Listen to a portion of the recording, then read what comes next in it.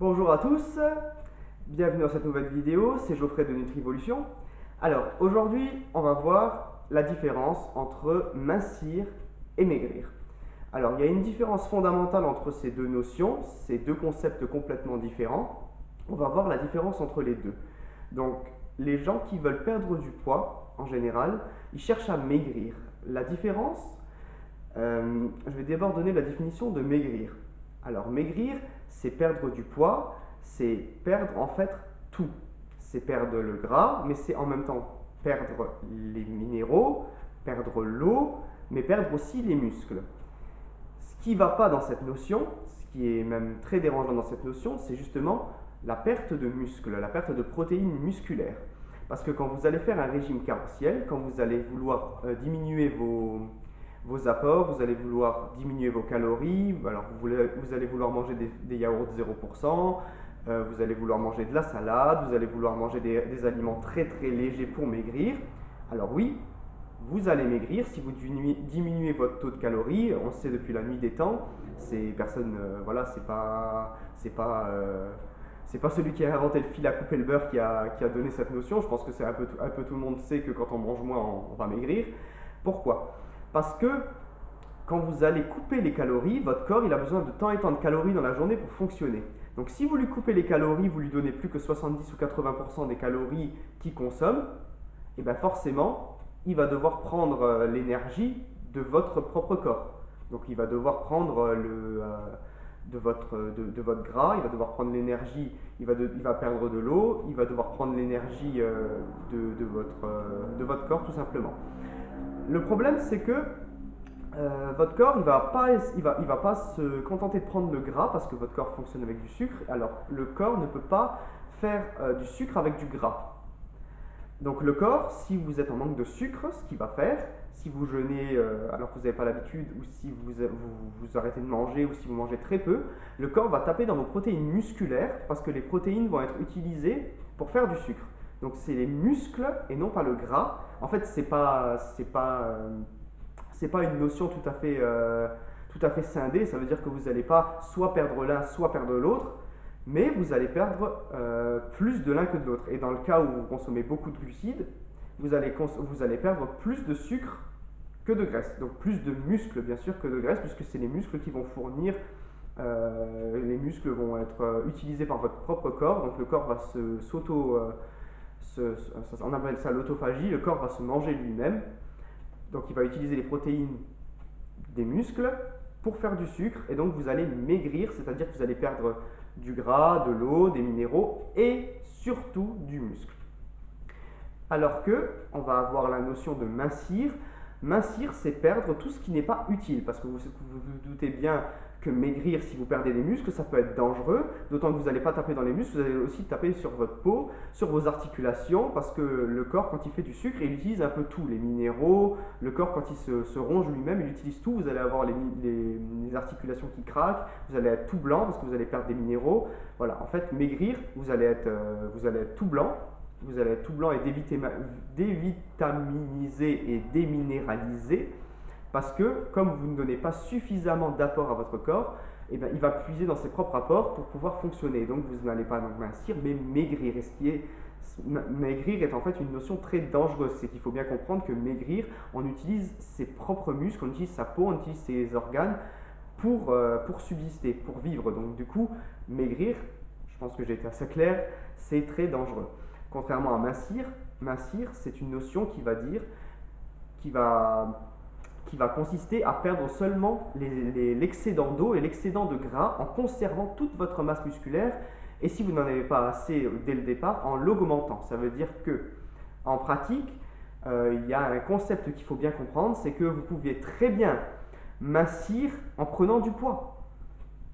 Parce que généralement, les gens regardent sur une balance, ils font, je vais dire n'importe quoi, quelqu'un d'un mètre 70 fait 75 kilos, voilà. La personne se trouve un peu trop grosse, donc elle va vouloir maigrir, elle va vouloir regarder sur la balance, au bout de la semaine, elle aura moins mangé, elle va faire 70 kilos, elle aura perdu 5 kilos. Mais 5 kilos de quoi? Donc elle va regarder, j'ai perdu 5 kilos. Alors, ce qu'il faut surtout faire attention, c'est regarder dans le miroir qu'est-ce que vous avez perdu. Est-ce que vous avez perdu au niveau des joues? Parce que le corps, ce qu'il fait en premier, c'est qu'il pompe dans les protéines musculaires des joues et des épaules.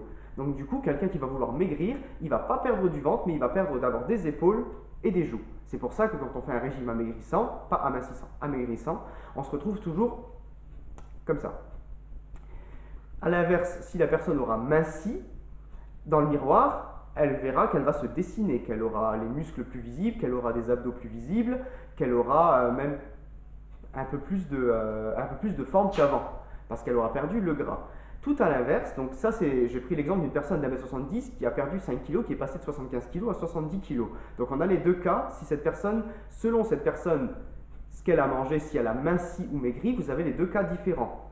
Ils ont tous les deux perdu 5 kg sur la balance, mais l'une va avoir les joues creuses, être un peu plus blanches et avoir les épaules creuses. L'autre va être regonflée en vitamines, va avoir un beau teint et va avoir moins de graisse et moins d'eau sur le corps. Donc c'est bien, il faut bien comprendre ce concept. C'est pas parce que vous perdez 5 kg que c'est 5 kg de graisse. Ça peut être 5 kg de graisse et de muscle, ça peut être 5 kg de graisse, de muscles, d'eau, de minéraux, de plein de choses en fait. Donc voilà, il faut bien être à l'aise avec ça. Donc quand vous faites un régime, déjà c'est stupide de faire un régime, mais quand vous voulez mincir, c'est bien mincir qu'il faut que vous vous disiez je veux mincir et non pas maigrir. Et pour ça, il faut regarder toujours le miroir. Parce que, sachant qu'une personne qui fait 1m70 par exemple, j'en ai déjà vu, une personne qui fait 1m70 fait 65 kg mais veut maigrir parce qu'elle se trouve grosse, et il y en a, vous avez certaines personnes qui n'ont pas beaucoup de muscles, qui ont un squelette très fin, mais qui font pour 1m70, 65 kg, vous allez me dire c'est raisonnable, mais cette personne a peut-être du ventre, a peut-être des hanches, fait peut-être de la rétention d'eau. Et en fait, c'est le volume qui va compter. Dans l'amincissement, c'est le volume qu'on va regarder. Et donc du coup, en chrononutrition, ce qu'on fait, c'est qu'on prend un mètre, on mesure son tour de fesses, son tour de hanche, son tour d'épaule, son tour de taille. Donc son tour d'épaule, son tour de taille et son tour de fesses ou de hanche. Et c'est comme ça qu'on va regarder qu'est-ce qu'on a perdu. Ça veut dire qu'une personne qui fait 1m70 pour 65 kg, si elle fait par exemple, non pas un régime, mais si elle pratique la chrononutrition, elle pourra très bien se retrouver au bout d'un temps X avec non plus 65 kg, mais 70 kg en ayant minci. Donc ça veut dire que cette personne en ayant minci, elle a pris 5 kilos parce que cette personne n'avait pas de muscles, était très mince au niveau du visage. La personne va regonfler ses muscles, mais va perdre l'eau. Donc vous avez les muscles qui sont beaucoup plus lourds que l'eau. Cette personne va perdre son eau, mais prendre des muscles, donc elle va soit pas perdre du tout, soit même des fois, dans certains cas, c'est spectaculaire parce que la personne fond, elle a complètement fondu, mais elle a pris du poids. Parce qu'elle a pris des muscles, mais elle a perdu de l'eau. Donc voilà, j'espère qu'avec les deux exemples, la différence entre mincir et maigrir, vous l'avez compris. Avec les deux exemples, l'homme d'1m70 qui perd ses 5 kg et une femme ou un autre homme d'1m70 qui fait 65 kg, qui en prend 5 et qui fait après 70 kg. J'espère que vous avez bien compris la différence entre maigrir et mincir. Dans un cas, maigrir, on perd tout. Donc on perd les minéraux, on perd la graisse, on perd les muscles, on perd tout, on devient presque malade, chétif, etc. Dans l'autre cas, mincir, on ne perd que le gras superflu et l'eau superflue. Voilà, donc quand on fait quelque chose pour la minceur, on cherche à avoir une silhouette équilibrée, non pas maigre, mais équilibrée. Voilà, donc du coup en chrononutrition, je ne vais pas le détailler dans cette vidéo, mais on a toute une panoplie d'appareils en fait. On ne travaille pas du tout avec l'IMC parce que du tout c'est votre taille, alors ça dépend de votre squelette, ça dépend de si vous êtes un homme, une femme, si vous êtes grand, petit, sportif ou pas. Donc en fait ça dépend de plein de facteurs. En chrononutrition, on utilise des mètres, on utilise la silhouette, on utilise ce qu'on voit, on n'utilise presque pas la balance. Parce qu'en fait, c'est quelqu'un qui fait 1m70, deux personnes qui font 1m70, deux hommes par exemple qui font 1m70, ils peuvent avoir 10 kg d'écart parce qu'ils sont sportifs, parce qu'un est sportif et l'autre non. Et ils peuvent avoir juste 10 kg d'écart parce que l'autre, je parle avec couche de gras, la même couche de graisse, les mêmes minéraux, la même composition au niveau muscle, gras et eau. Ils peuvent avoir 10 kg de différence en ayant le même taux de gras, le même taux d'eau et le même taux de protéines, non seulement parce qu'en fait vous allez avoir des personnes qui ont un squelette différent. Donc en chrononutrition, on va prendre le poignet, on va regarder la largeur du poignet, et avec cette largeur du poignet, on va vous faire ce qu'on appelle un morphotype qui va savoir avec votre taille et avec votre masse osseuse quel est environ votre poids idéal avec vos muscles définis et avec le moins d'eau et de graisse possible. Voilà, donc ça veut dire que si vous avez des poignets de gros comme moi j'ai des poignets hyper gros parce que voilà, je suis italien donc du coup j'ai des poignets assez gros. Si vous prenez des Turcs c'est pareil, si vous prenez des gens, vous prenez des Indonésiens par exemple, ils ont des poignets comme des flûtes, ils sont tout maigres. Donc même quelqu'un qui fait 1m70, comme moi je fais 1m72, vous prenez une autre personne d'1m72 qui a le même taux de protéines, de graisse et d'eau que moi dans le corps, il va peut-être faire 10 kg de moins parce qu'il aura un squelette moins lourd. Voilà, donc ça va être vraiment des notions qu'il va falloir comprendre, des concepts qu'il faut comprendre, que quand vous montez sur une balance, il ne faut pas en fait chercher à simplement perdre du poids, il faut regarder ce que vous perdez comme poids et c'est surtout une question de volume. Ça veut dire que deux personnes qui ont le même poids peuvent avoir un volume très différent. Une personne qui fait 1m70 pour 70 kg peut être bardée de muscles, très sportif et sec. Une autre personne qui fait 1m70 et 70 kg peut être sans muscles, avec un petit squelette, mais bardée d'eau et bardée de graisse.